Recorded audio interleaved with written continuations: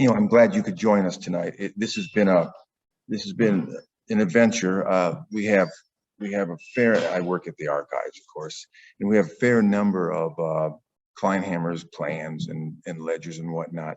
And so I went through them. And I tried to find uh, basically what he did in Platteville. He did a lot of things around the whole Southwest Wisconsin, from Mineral Point to Dodgeville to Darlington, Lancaster. He did a lot of things all over the place, but we're concentrating tonight on Platteville. So let's get started here. Let me see. This is the title page, Henry Kleinhammer, architect. And let's get started here. Okay, first of all, I wanted to talk a little bit about Henry Kleinhammer himself, besides just his buildings. And he was born in 1861 in Hanover, Germany. And in 1873, I have a list, as you see on the right side there. He apprenticed as a builder to a builder in Germany. And then in 1883, he immigrated to the United States, and he arrived he came pretty much right to Platteville and started working as a carpenter and contractor, that kind of thing. 1887, he married Matilda Red. In 1889, he rented a house at lots 5 and 6, which is right across the street from the mining museum here. And he actually lives at that site for the rest of his life, but in 2 different houses, which I'll explain. And in 1895, he starts actually mentioning that he's an architect, not just a contractor or a builder. 1898, he purchases back to the lots. He actually purchased it, interesting enough, it was a sheriff sale. He was renting the thing, and then for whatever reason, the owner wasn't paying the taxes or whatever. So Henry, he went down to the courthouse and they sold it at a sheriff's sale, and he purchased it. In 1903, he builds a new house on the lots, and then 1910s and 20s, he works as a city engineer. He's still an architect, don't get me wrong, in and around the area, but he also worked as a city engineer. I think it was actually pretty smart to give him a good paycheck every week or so. Then 1917, he actually applies for and becomes a certified architect from Wisconsin. And his wife, Matilda, she dies in 1922, and he dies in 1949. He worked up right to the end of his life. In 1949, he was still working. And this is, on the upper right is there's more to it, but that's an article about Kleinhammer. In 1891, they did a special series of articles on various business people in town, and he was one of them. That's a photograph of Henry about 1920, I figure. There's his stamp right next to the photograph of Henry Kleinhammer, contractor and builder, Platteville, 1891. That's his stamp in one of his ledgers. And he, in 1906, 07, there he's buying mining stock. And that's his house there, the little diagram, which we'll get into later. But the 1910 census gives you a good sense of what his family was there. Henry, then Matilda, and then all of his kids. They actually ended up having 11 children she had, 7 that lived to adulthood. 4 died, unfortunately, sort of young. Now I'll do the buildings. And I tried to do a cross section as best I could of Platteville and what he was doing. And try to give you an idea, a sense of who he was and his materials. This house, it was in the 1891 article again about Kleinhammer, and they had several houses there, and this is one of them. It was William T. Jennings' house. He was a merchant in town. And if you look at, of course, a couple modern photographs that I took of the house, and the first thing at the top there, the ledger, it says January 26, 1891, W.T. Jennings, it was his second payment of what, $425 for them. So he makes several payments to the house. And then on May 2nd, 1891, it says John Strong for plastering the Jennings house. He paid him $12. Kleinhammer paid him $12.50 for the work. And so the family would have moved in right after that point, probably in mid-May. They were moved in. Plastering seems to be about the last thing that they did for houses. But it's a beautiful house still there. And it's a Queen Anne. He loved Queen Anne's I had to curtail the number that I could show you, but this is one of his favorite style of houses. Then we get to the Eddiker building here. And James Eddiker had this built in 1895. In doing the program here, we have with Kleinhammer's papers, from 1892 to 1898, give or take a little bit, we have there's just nothing. Whatever Kleinhammer did is gone, but we have pretty much everything else. So this one was built in 1895, I figured out, and it wasn't, I had no resources to go to, but I went to the local papers and started tracking it, and finally found it. And here on the right below the photograph there, the property is Dr. Eddiker purchased the property in May of 1895. On June 5th, Dr. Eddiker is having plans and specifications drawn. Finally, July 10th, the newspaper says Henry Kleinhammer has the contract for the new block building, or block being erected by Dr. Eddiker, and so forth. And then in October, it shows up again. The tar and gravel roof is being built on it. And in November, the W.F. Grindle and Son, their furniture business is moving in there.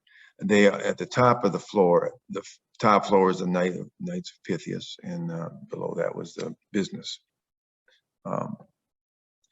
This is to further the story here. Here's a nice 1900 photograph, roughly 1900 photograph of the Eddiker building, and then on the left there, or on the right, I'm sorry, that's an ad for the Grindle and Sons, and then just in 1895, just below that, the 1907 ad, Grindle and Son Furniture and Undertaking.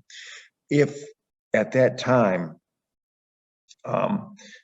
furniture makers made caskets, they're all wood. So most furniture makers are also into the undertaking business. And so that ad was constantly in the newspaper, a little snippet. And then in 1950s and 60s there, Montgomery Ward took over the building. And it said, this is their ad in 1963, which I thought was sort of cool. It says, top of Maine, that's where Montgomery Ward, that's where they listed themselves. And if you think about it, that's where the Kleinhammer, this building sort of anchors the west end of Main Street. And it's a beautiful shot of it 50 odd years ago there. Before we move on, I'd like to talk a little bit about James Eddiker himself. Here he is. He was born and raised in Platteville. He graduated the Platteville Normal School in 1874, and then he went on and got his medical degree somewhere else, and he comes back and he works as a physician in Platteville the rest of his life.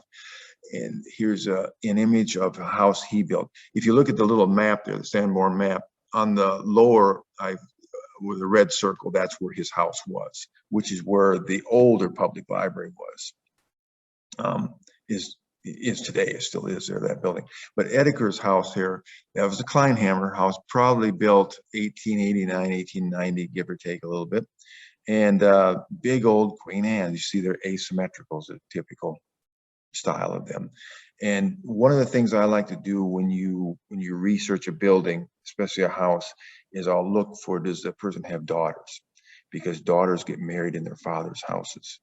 And the middle article there, Leila Eddiker is married Lauren Loy in her father's house. And there was another wedding, another daughter married at a church though, but her wedding reception was at that house. And so this is one of the few ways you can get at, if you're lucky, you have letters and diaries, but in most cases, this at least gives a brief description of the house. And then here's a social event that the family had people over and stuff. One of the things, if you look at the map there, the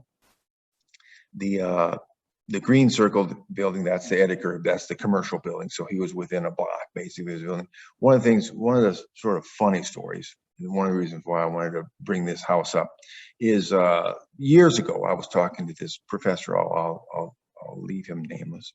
And he was saying in 1969, he'd gone to this house. It was a big old house, he said. I always wondered what it looked like. Well, now I know. And he went there, and they were he was socializing with the students, and they were smoking some funny stuff. And pretty soon the police showed up at this house. And as the police were coming in the house, the professor and a couple of students were exiting the house, and he got away.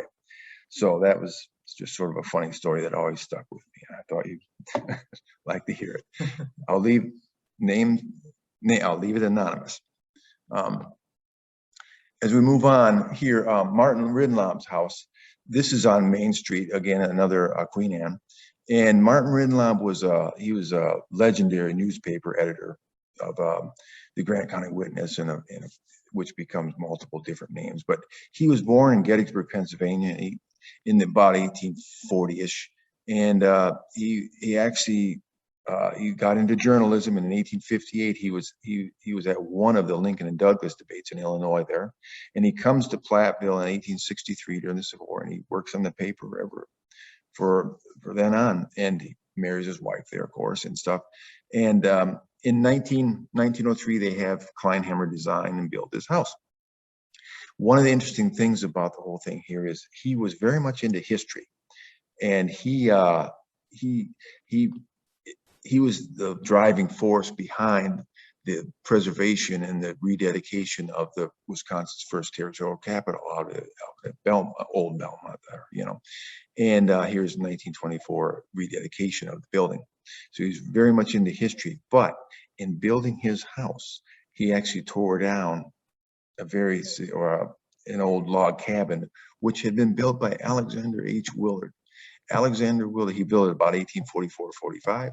He had been a member of the Lewis and Clark's Corps of Discovery. So he had been Lewis and Clark expedition to the Pacific Ocean. And he built this cabin here. He's a lead miner by this time, and he lived here for a short while until about 1851, and then moved on. But so he built that cabin, and Ridlob had it torn down, and unfortunately, but to his credit, he didn't know. This was 60 years after the event. He had no idea who had owned that piece. He had, you know, so, but it's interesting to know that Lewis and Clark, a member, built a house in Platteville. Now, we have some photographs of the interior of Ridlob's house, which I wanted to show you here. And basically, of course, the furniture would be stuff that Ridlob bought. But look at the woodwork and stuff. The upper left is the dining room. You can see the pipes coming down probably from the restroom upstairs. And then the lower left is a nice fireplace with a mirror, and that's a back staircase going up. The upper right is probably his library, I'd call it. Look at the wooden columns there. It's a lot of, and probably a built-in bookcase that Kleinhammer did for him. It's just a beautiful room. And then, of course, look at the lighting that would have been put in there. And the lower room has, that's a sitting room of some type. And the interesting thing about that photograph, right in the dead center at the bottom, you see the radiator.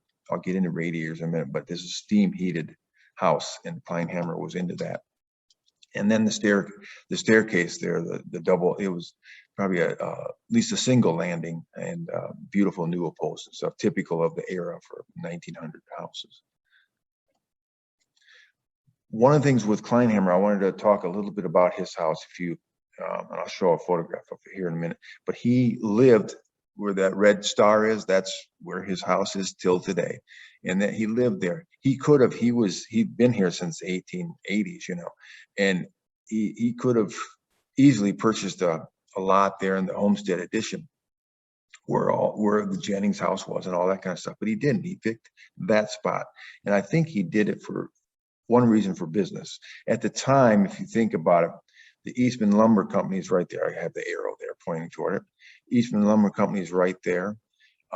And then, of course, just to the other side, you have the railroad, the depot, and you also have the lead mining, or the mining companies that were in there as well. This is an 1895 map. But so this is in the heart of the Platteville business district 120 years ago, roughly.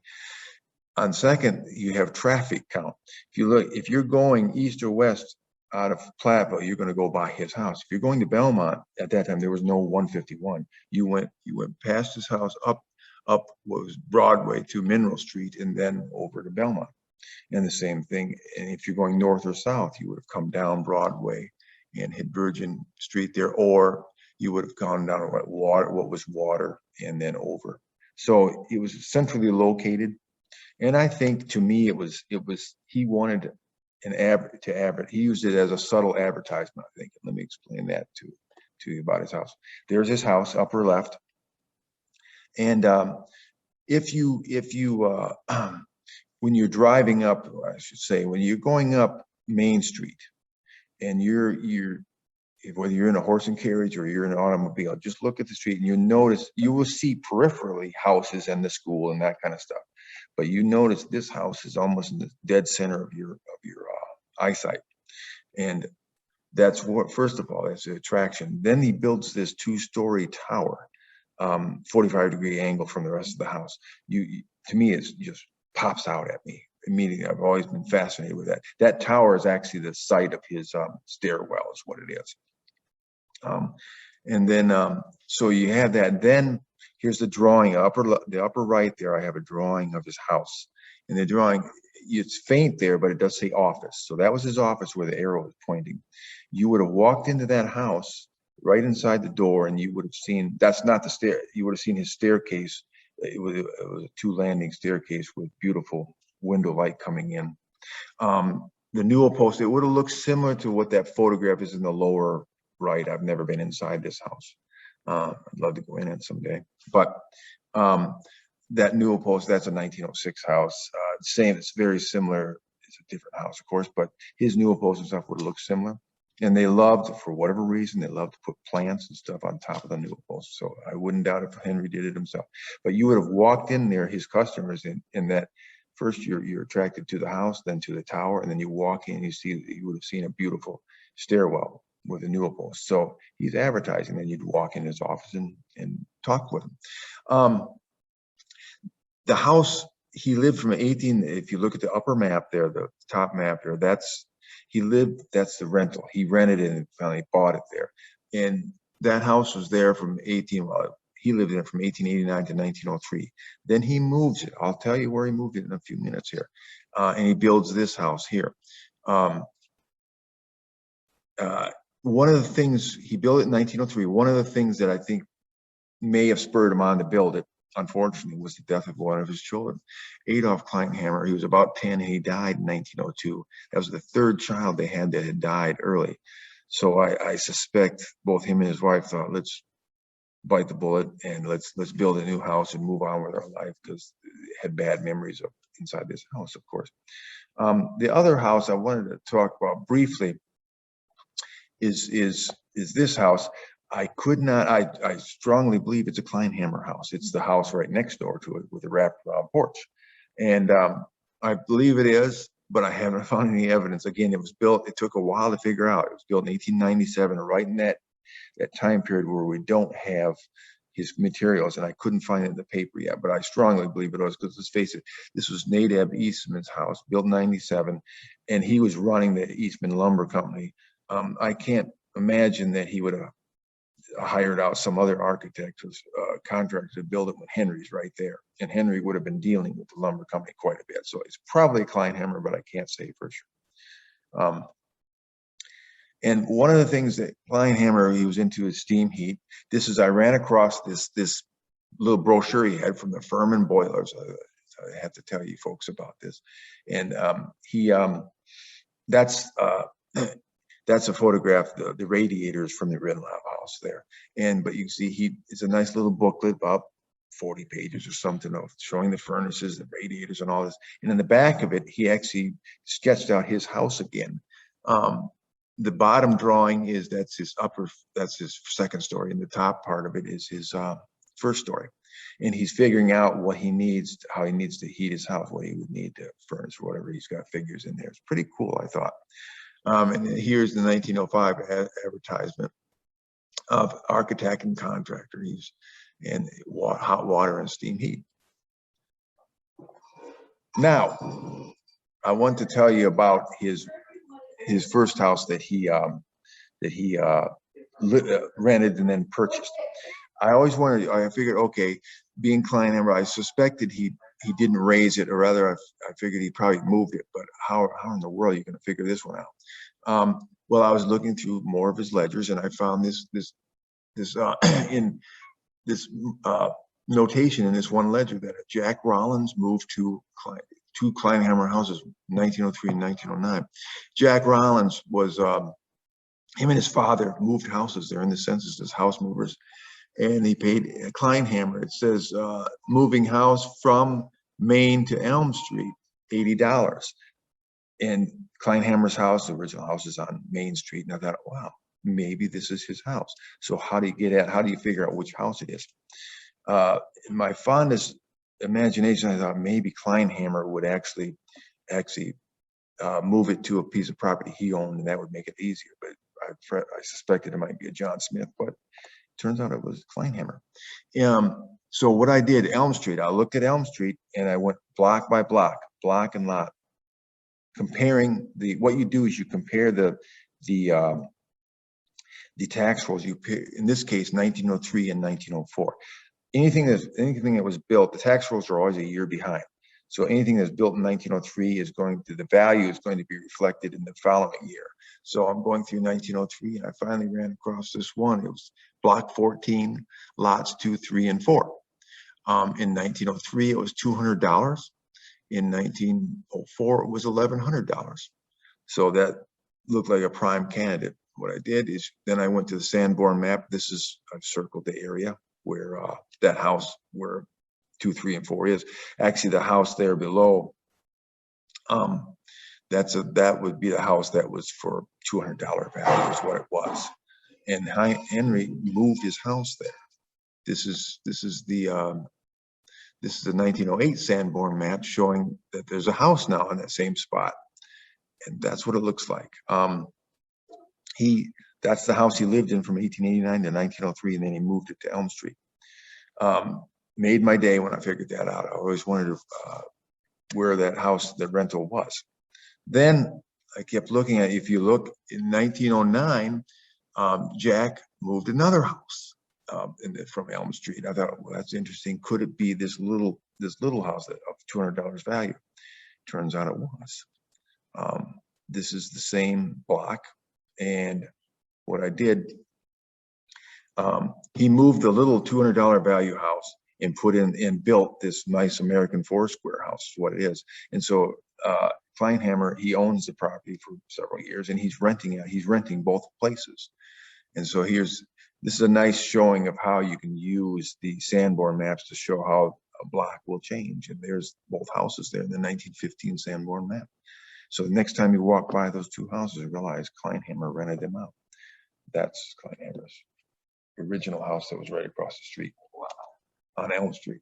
It's pretty cool. One of the things I want you to realize as we're going through this tonight is realize Platteville, during Kleinhammer's life here, especially the heart of his career from the 1890s up to about 1930, thereabouts, Platteville was booming. It was really moving. Things were growing. People were coming in. Companies were coming. It was booming. And I'll go through a few things here. Upper left here, Martin Rinlaub in 1906 mentions in the Platteville, his newspaper, that Platteville and the surrounding territory are experiencing a sort of boom no one can deny. And if you think about in the newspaper account there in the center, no less than 50 dwellings will be erected that summer of 1905. And then it mentions that they had 10,000 pieces of mail. And if you think about it here in the lower left there, Platteville in the early 1900s had 3 newspapers, where just a few years earlier it only had 1. And then just in terms of basic statistics here, in 1905 it had 10,000 pieces of mail per day at the post office. It had a new high school going up. The commercial club was organized in 1906, which is like a chamber of commerce. The new state normal school building was going up in 1907, 1908, the mining school opened. And then think about it, 1890 to 1925. 1890 is when John Roundtree died, pretty much the founder of Platteville. And then 30 odd years later, 20. Yeah, think about things that had changed since Roundtree's death. You had electricity, electric lights, telephones, movies, central heating, water, sewer, automobiles, paved streets, airplanes, and radios. So everything was changing. And part of that, of course, zinc mining was coming in the 1890s and early 1900s. Here's a map showing, the lower map shows it went from 2 to 60 tons of zinc mined per year there. And the high point there is World War I. Is when they're mining the most zinc there. And then you have, I just put in a couple of photograph or postcards of the Empire Mine and the Enterprise mine there. So you have these big businesses coming in. Platteville is booming. Kleinhammer is booming as well. These are a couple of his ledgers, 1907 and 1909. He's employing these people, or they're probably private contractors. They're plasterers. They're people that build foundations, do woodwork, whatever. And they're working. He's paying them. Most of these guys, they're working 9 hours a day, 54 hours a week, and he's paying them. So he's got quite a business going. When he did his architectural stuff, he contracted. He would do your drawing, draw your plans out, and then he could also be the contractor doing all the legwork, or you just buy the plans and you hire your own contractor. So he did it both ways. And of course, 1905, 06, he got the contract to design, plan and design the new high school. And here I've run across a couple of newspaper articles. I always like to look through the newspaper, and it sort of gives you an idea of what's going on here. Work on the fine new high school building has progressed rapidly here in 1905. The first floor is done, or they got the brickwork up on the first floor of the high school. In January of 1906, they have, much to the disappointment of the teacher and pupils, they weren't quite ready to open the high school. I don't know how disappointed the pupils were, but in any case, and then by March of 1906, they opened it up, a big paper thing in the newspaper, and in the high school opens. If you look at it, it's sort of interesting. This shows you how time flies.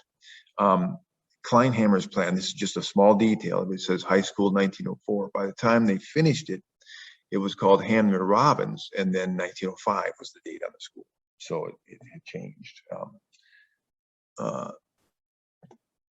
And then these are a couple of floor plans I got from the Rollo Jameson Museum owns here. Thank you, Eric, for sharing those. They're absolutely fascinating. The cross section really, he doesn't have a lot of cross sections, but this is really cool. A cross section of the school. And then I just put the second floor there. The first floor plan is, just think of it as a cross hall with 4 basic classrooms. The second floor plan is, you have 3 smaller rooms in an auditorium, basically. This is a 1937 photograph of the back of the school with school kids there in an early postcard. They're promoting it.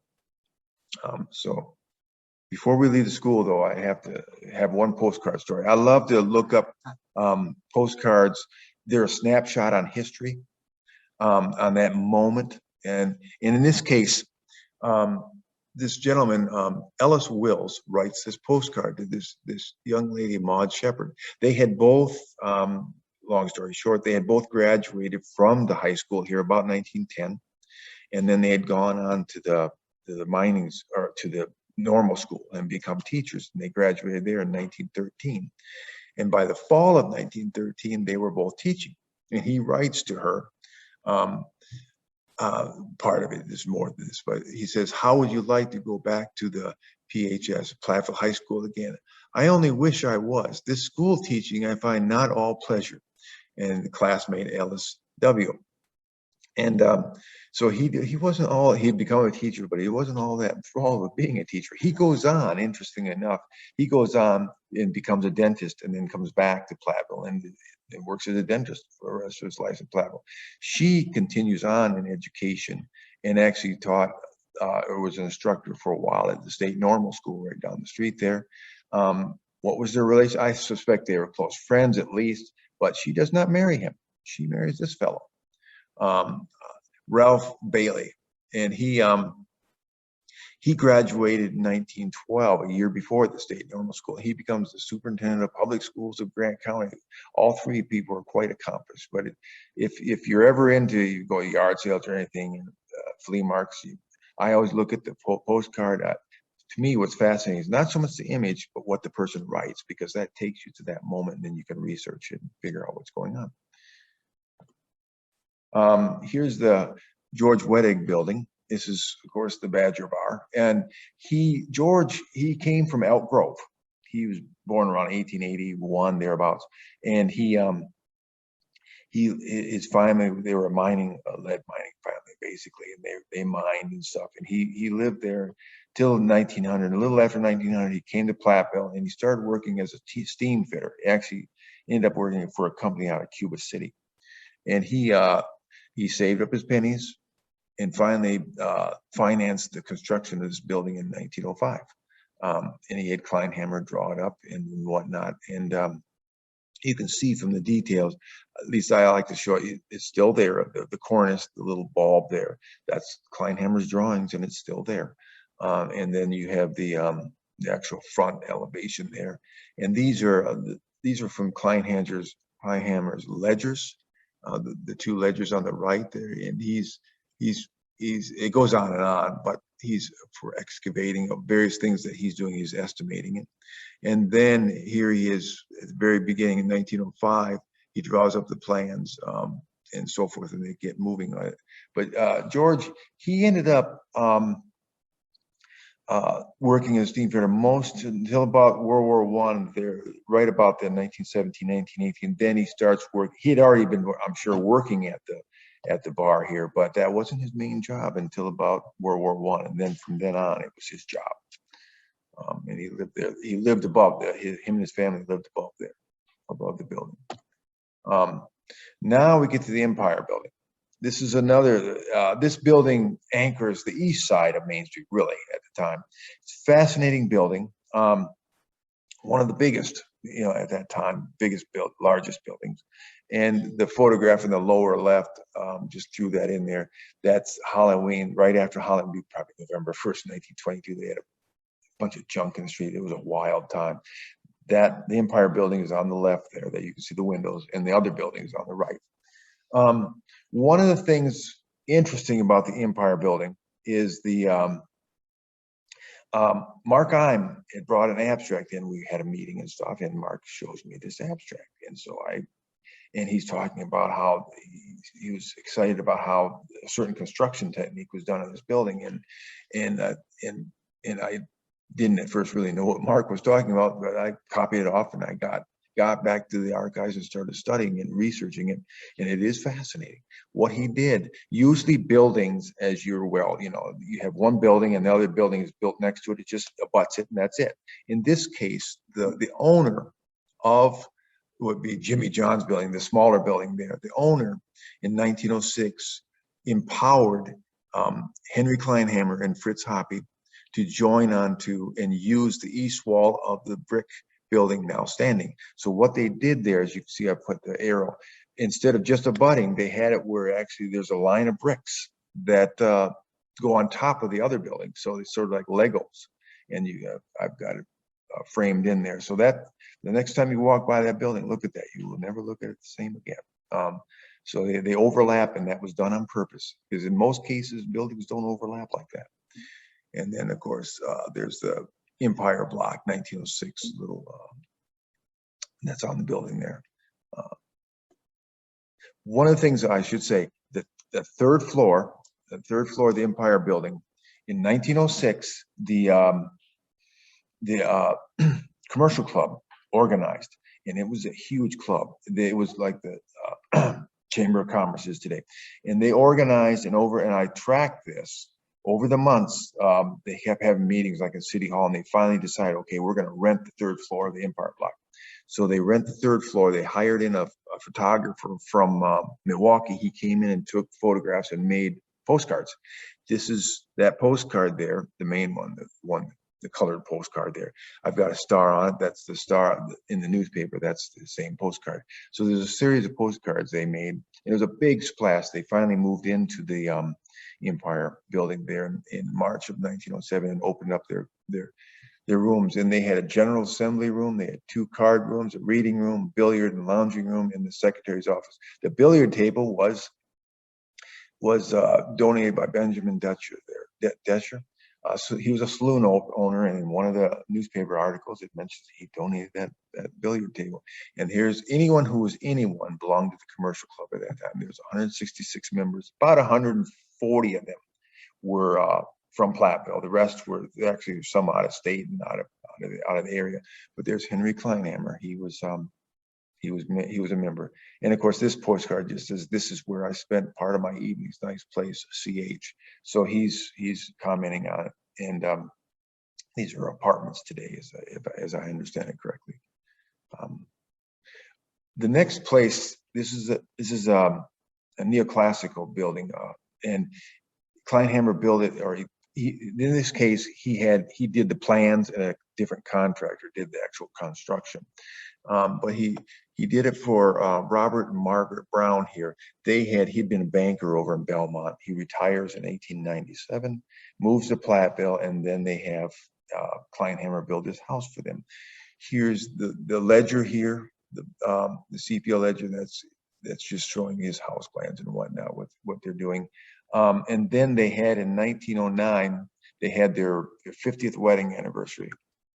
And at the wedding anniversary, they had a photograph taken out in front of the house and all of this, and it was a big shindig. They were showing off their house, and it says, you know, they actually showed the photograph of their wedding portrait taken 50 years earlier. And so it's pretty. This is another way. Again, I found this. You always try to, at least I try to make it personal. You try to figure out who lived there, what's going on, and you can do that without letters and diaries. You can do that through anniversaries, weddings, funerals, that kind of thing. The next house that was built, again, this is the Queen Anne, probably the most premier Queen Anne in Platteville. It's Frank Berg's house, and it was built in 1908, right there on Main Street. And again, I have the front elevation and the details of the stairway and the colonnade. And the total cost of this house was $11,039. There was $4,200 just in the wood of the house. And Frank was a clothier. He sold clothes. Take a look at the outfits there. You're going to see a change here. I'll show you a couple of slides. This is 1908, and they're sort of boxy looking, but he sold men's clothing, and it's a magnificent house. I've been in there years ago, but it is a magnificent house, right up there on Main Street. The next house I went was another neoclassical style. This is Clarence Gribble's house, the White House there, and here's the front elevation and the linen closet and the fireplace, that kind of thing. One of the things why the photograph's wide here is I wanted to show you the other house. That's Henry Gribble's house, built in 1872. It's an Italianate. That was his father of Clarence. Clarence grew up in that greenhouse, and then he had this house built in 1908. I think, my guess, this house meshes pretty well with his father's house. I think my guess is either Henry Kleinhammer suggested or Clarence decided they didn't want Queen Anne, which of course, if you would have Queen Anne's are asymmetrical, that kind of thing, whereas a neoclassical is more symmetrical usually, and I think it just meshes well, much better with his father's house, and I think that's what he was trying to achieve there. This Clarence himself was a Platteville Journal editor for about 30 years. So that's where the journal editor lived. And if you look at the original drawing there, the front porch was much more elaborate than it is today. Kleinhammer, one of the things that it's not flashy at all, but one of the things that he did, he was the city engineer of 1910s and 20s. And he did all sorts of street work, curb work, gutter work, sewer lines, water lines, you name it. These are city maps, you name it. He did these things. And this was important in the sense that if you think about it, even today, when you drive into a town that you're just not familiar with, the first thing you notice is, oh, they have nice roads, or they don't have. They have a lot of potholes, or you notice that right away. That's an attraction thing. If your roads are nice, your streets look nice, people are more than likely going to move there. That's an attraction thing. And up until, well, Main Street was paved with bricks in 1910. And then after that, they brought in Kleinhammer, started actually paving them. cement and whatnot, and he's designing it. If you think about it, this is just as important, if not more important, than perhaps the houses and buildings he built, because it's the infrastructure of Platteville. It's making Platteville much more accessible and more enjoyable to drive around on. And this is part of his work. Up until this time, you would find newspaper articles constantly of people, they were sick and tired of oil coming in their house, because every spring and early summer they would, if the streets were dirt and gravel, and they would oil them. And then people, of course, walk, and you get oil on your shoes and you walk it into your house. So they were sick of that, and so they couldn't wait for paved streets and paved sidewalks. Here's Frank Berg Jr.'s house, the Dutch Colonial Revival, and it's right. It's near the father's house. It's just down the block there, and it's the best Dutch Colonial Revival I've seen in Platteville. It's a beautiful house. And here's the west elevation and the first floor plans. Frank, he took over his father's business. And here, if you notice, comparing it to the previous ad, this is a 1936 ad. The suits aren't boxy anymore. They're much more dapper and stuff. And so times change and ads change. So I thought you'd like to look at that ad. Right on, getting back to a commercial building here. This is on Main Street. And it was George Shepard had this built. George, with his father was in the feed and flour business for years, and then he took it over, and then he had 3 to 4 sons. So when he always advertised it as the Shepherd and the Son, but I couldn't tell you which son because they all worked for him. But here's Kleinhammer. Here's his hours worksheet on the lower left there. You can see all the hours he's working on this building, George, Shepherd and Son also sold coal besides flour. Eventually, the building became Gary Tischer's photographic studio. He had it there in the 1990s and 2000s there, and now it's a tattoo parlor. But George, his story is a story of just like a lot of them. These people, he was in his 60s by the time he had this building built. Unlike today, where finances are a little easier, to get. Then you had have a lot of cash yourself, and so these people are going on all through our whole lives sometimes before they actually build the building they wanted to build. But the building is still there. I prefer the old windows over what is there now on the second floor, but times do change. And I wanted to also show you a couple craftsman style houses. This is one on North Water Street. It's 390 North Water Street. Typical craftsman 1920s story and a half house. It has front and back dormers. That's where your bedrooms would be, and the porch across the front goes across the front. That's typical. They're nice houses. I grew up in a house like this until I was 8 years old, and had fond memories of it. And but anyway, this is typical house of the day, and he built typical houses like that besides just Berg mansions and stuff. Another craftsman house in town is Elmer Shields' house there. He was an assistant postmaster, and it's on East Madison Street. The interesting thing is this is a single story. We'd sort of call it like a shotgun house, but it is a craftsman house officially or technically. And Kleinhammer usually did things. He had a little tweak to his architecture usually that made it a little different. In this case, you look at the photographs and you think, oh, you'd walk straight in. No, if you look at the floor plan, you'd actually walk up to the porch and take a 90-degree turn. Your door is to the right there, not straight in. So that's a little quirk to the thing. It adds a little more privacy. That's sort of nifty how the Kleinhammer would do these little things. As an architect, he knew how to do it. And then the commercial building, this one was interesting, the Student Inn. He had these beautiful drawings of this the Student Inn.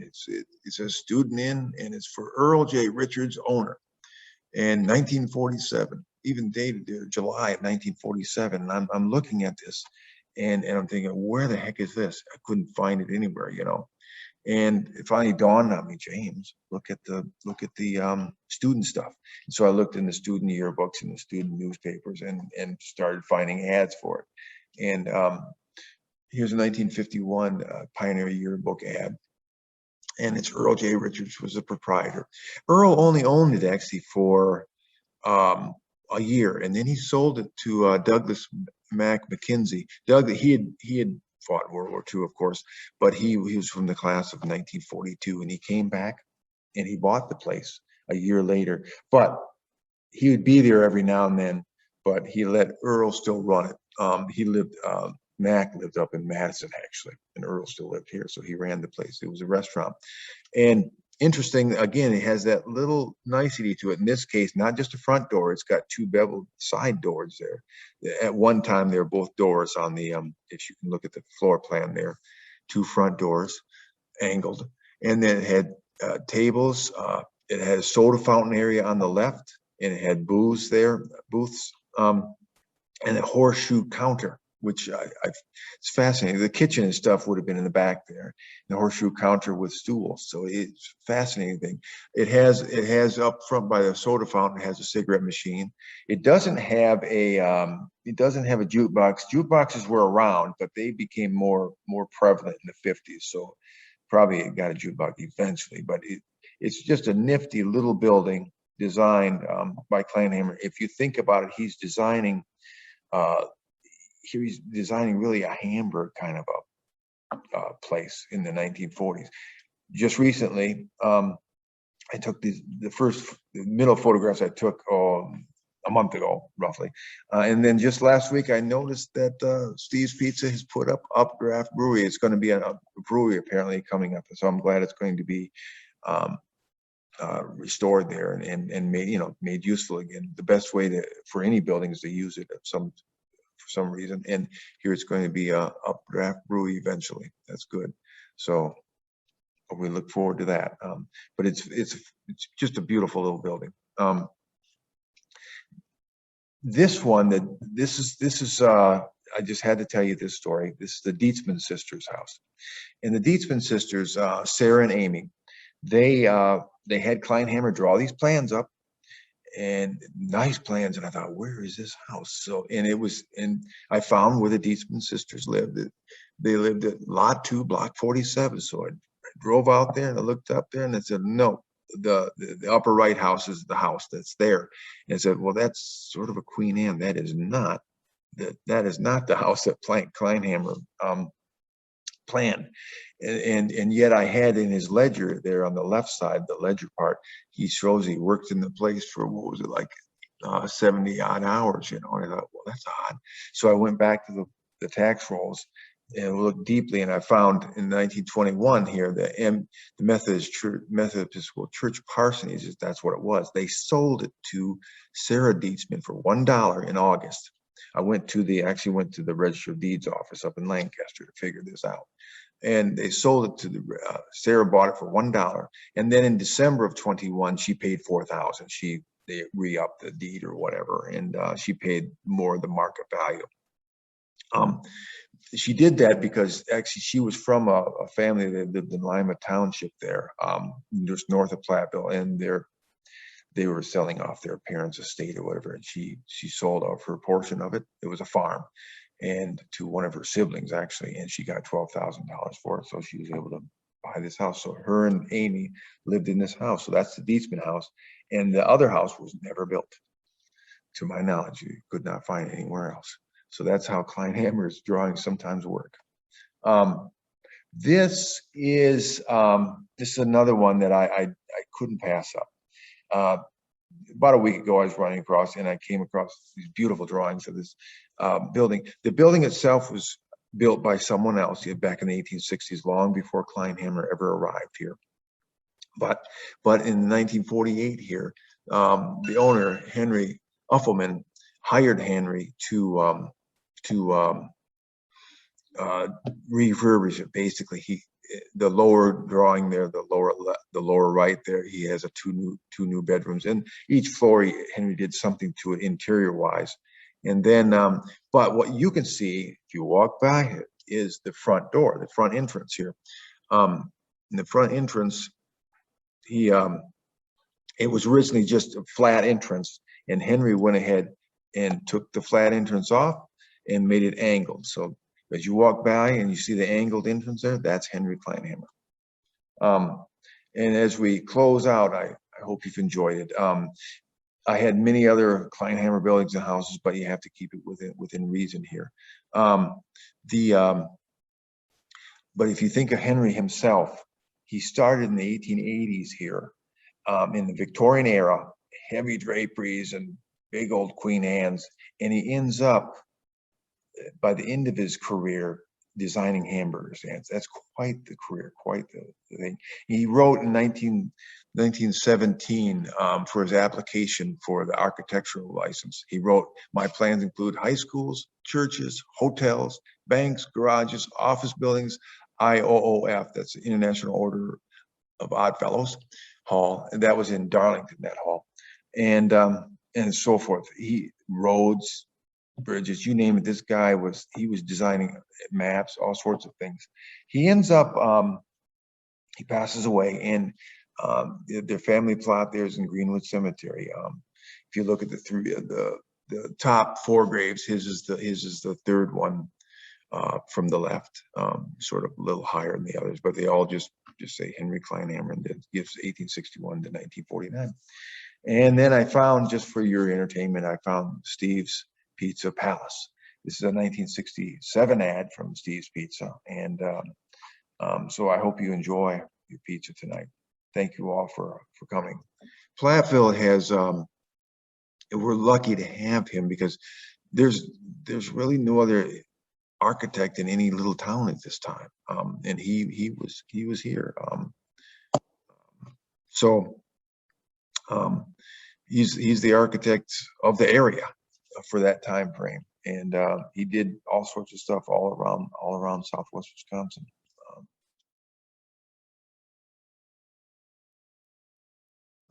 He came to Platteville in he's in early 1840s or so, and he was big into education, huge into education and public education, and so he was involved not only in the public schools, but he was also involved with the state normal school. He was a big promoter of when the state normal school began.